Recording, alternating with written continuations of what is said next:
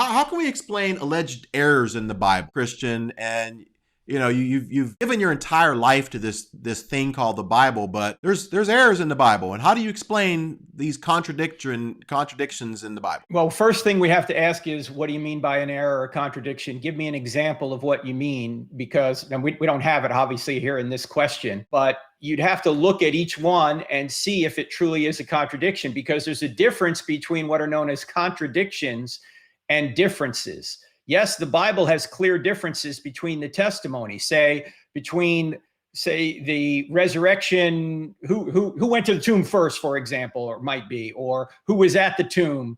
The resurrection accounts are slightly different between the four Gospels.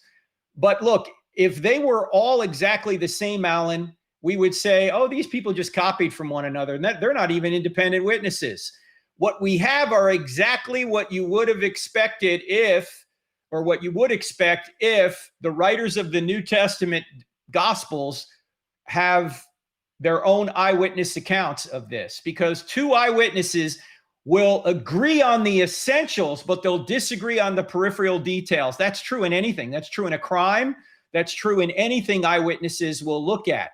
They'll agree, okay, yeah, there was a resurrection, but how many people were at the tomb, or how many angels were at the tomb, or who got there first? They may disagree over those things, but they agree on the essential thing. In fact, let me give you an example from modern history. Back in 1912, the Titanic went down, we all know. Do you know that eyewitnesses of the Titanic disagree over how the Titanic sank?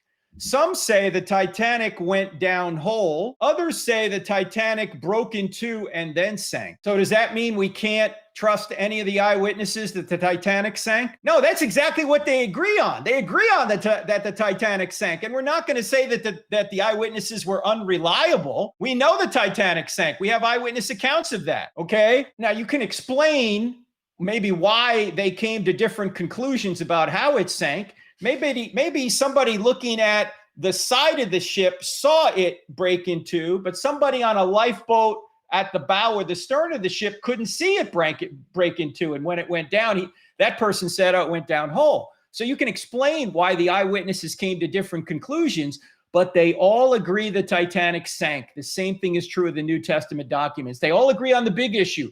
Jesus rose from the dead.